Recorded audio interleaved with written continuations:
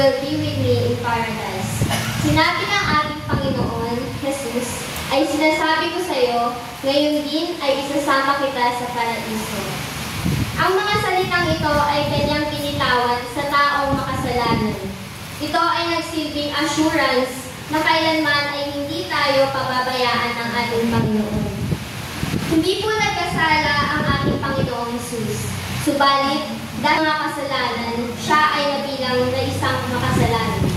2 Corinthians chapter 5, verse 21, hindi nagkasala si Kristo, subalit dahil sa atin, ibinilang siyang maging kasalanan upang tayo'y maging matuwid sa harap ng Diyos.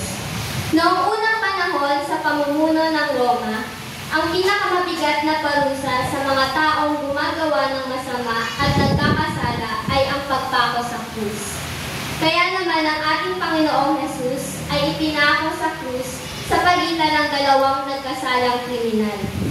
Habang siya ay pinapanood ng mga taong gumaraan, siya ay pinuputya o nilalait ng pinuno ng bayan.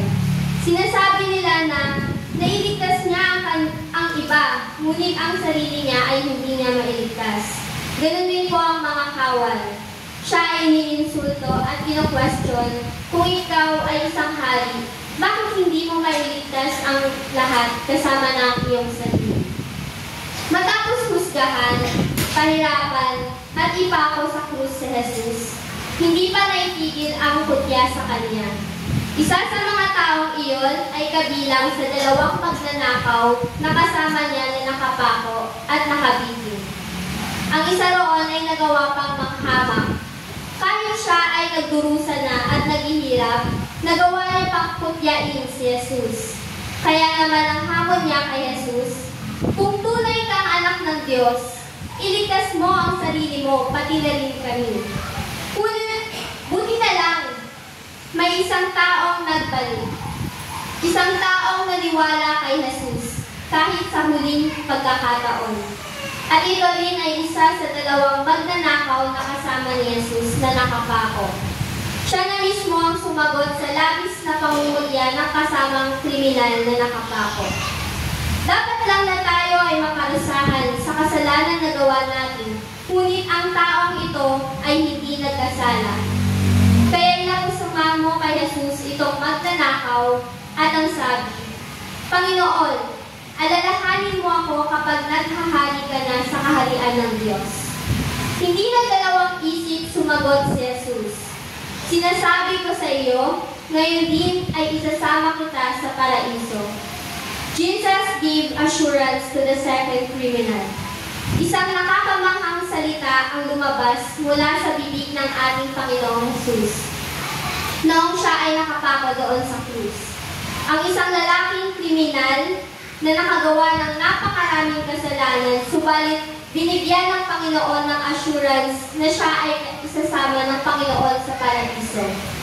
Paraiso, ang salitang nagbibigay ng isang magandang larawan ng pag-asa, isang kaaya-ayang imahinasyon para sa mga taong nakakaranas ng hirap o kalagayang nasa pagitan ng buhay at kamatayan. Isang lugar kung saan ang lahat ng makakapamuhay ng masaya, ng komportable at ng payapa.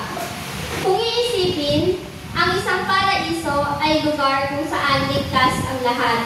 Lugar kung saan kumpleto ang pangangailangan ng tao. Sa ating panahon ngayon, nararanasan pa rin ba natin ang paraiso? Kung ako po ang tatanungin, masasabi kong nararanasan ko pa rin ang pakiramdam ng nasa paraiso. At ito po ay ang nararanasan ko sa ngayon. Sa simpleng pag-serve, pagtuturo, pag-awit, at pagbasa ng banal na kasulatan, ay nararanasan na natin na bilang isang Kristiyano, tayo ay nasa kaharian ng Panginoon. Tayo rin po mga kapatid ay katulad ng kriminal. Nakapako sa tabi ng ating Panginoong Jesus na karapat-dapat na tayo ay maparusahan at mahatulan para sa mga nagawa nating kasalanan. Maaaring sabihin po natin na wala tayong pinapatay, wala tayong ginagawang masama, o kahit hindi tayo nag-aargabyado ng kapwa. Subalit, Binanggit ng Biblia na kung sino man ang tumingin sa isang babae na may mahalin na pagnanasa sa isip lang, siya ay nakiapid na. Na kapag ikaw ay nagkikimkim ng galit sa iyong kapwa, sa iyong puso, ikaw ay mamamatay tao na.